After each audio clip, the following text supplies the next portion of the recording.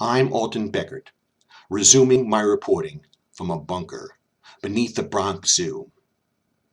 You would think a bunker would be hot and airless, but we share the same ventilation shaft that goes to the fish exhibit. That makes it pleasant and cool, but always gave my mother and I a hankering for South American chocolate surgeonfish. But why am I sweating? And why do I have red blotches on my face? That's another story. As always, what have I learned? Love picks you. You don't pick love. Love can take you anywhere. And I fell in love with a chicken. Let me back up. About 10 years ago, I was in a chicken eating frenzy.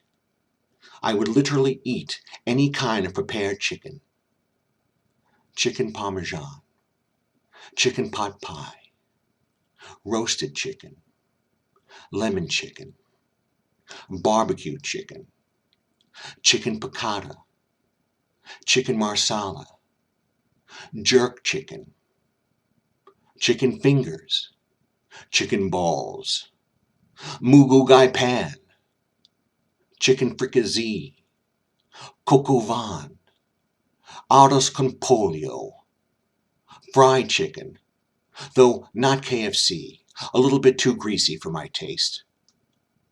General Tso's chicken, chicken a la king, chicken soup for my tummy, not my soul, and finally, airline chicken. I loved chicken.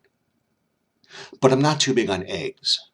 I want the finished product, not the prototype. And I ate every part of the chicken, from the white meat to the dark meat, from the breast to the wings to the legs to the undercarriage, whatever that is, from top to bottom and bottom to top. No part of the chicken escaped my mouth. I even went to the black market to procure chicken heads, which I ate clandestinely and vigorously. The chicken heads tasted like chicken. Hopeless, I thought there could be no one who shared my deep love of chicken. But there was one. Dom DeLuise. We would go chicken hopping from restaurant to restaurant, eating every kind of chicken in our path. Finally, at 5 or 6 in the morning, with our stomachs distended, we would shake hands and kiss cheeks, knowing we had fulfilled our ultimate dream. Dom is gone now, but Fatso is a great film, and he has left an even greater legacy of eating and love. God bless you, Dom. Now, around this time, I began a crazed, sex-filled affair with the journalist Amy Goodman. She's a bit of a chubby chaser. After our lovemaking, Amy would talk about all the injustices of the world, and I would talk about chicken eating. Amy was appalled at my chicken eating, explaining how chickens were being treated on farms. The last time I was on a farm was to make fake crop circles. But Amy went on, calling the farms factories of death, and insisting that I go on a fact-finding mission to expose the way chickens were being cared for. We would go a few nights later with Mark Ruffalo. I know he's into the fracking scene, but he's always up for a good cause. The two of them went to the farm to videotape and bear witness. I went because I wanted to have sex with Amy in front of as many chickens as possible. Public sex turns me on. We silently slipped into the farm, and Amy began to videotape all the chickens who were egg layers. What I saw shocked me. Hundreds of chickens in cages so small they could barely move. Sitting in their own feces, they were squawking so loud we could hardly hear each other talk. The whole scene reminded me of a prison, with each chicken in solitary confinement. As I was taking pictures of the grisly scene, I happened on one particular cage.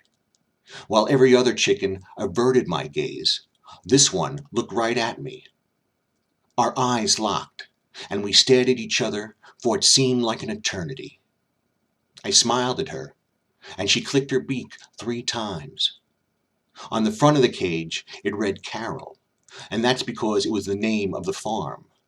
But when I said, "Hey, Carol," this bird gave me a deep, chicken look. I took some more pictures just of Carol, and then the 3 reporters retreated into the night after having a menage a trois. Mark Ruffalo is a very tender man.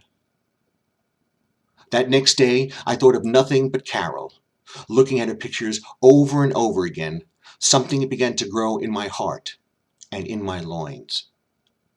That next night, I went back to the farm, alone, and shooted over to Carol's cage. I knew what I had to do. I took Carol from the cage and brought her back home with me.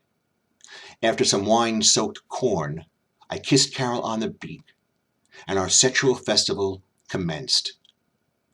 It was everything I wanted, except for the human parts. I entered Carol, where she laid her eggs, and now believe heaven is a two-way street. Our interspecies passion pit was spectacular. I was in love. Over the next few months, life with Carol was bliss. She was a great listener, and I gave her the run of the apartment. I even stopped eating chickens, for how could I eat the possible relative of someone I love?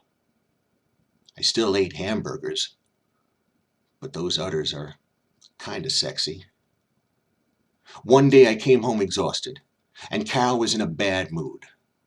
We fought over the common things: finance, communication, chicken feed. As I was about to apologize to Carol, she leaped from the open window in an attempt to leave me. Since chickens can't fly, she fell 40 feet from my second-floor apartment and impaled herself on one of the sprinklers. Rushing downstairs in hysterics, I picked up Carol's lifeless body and hugged her one last time. Then I brought her upstairs, plucked off all her feathers, and made chicken cordon bleu. I'll always love chicken. This is Alton Becker's empty stomach growling. Make some trouble.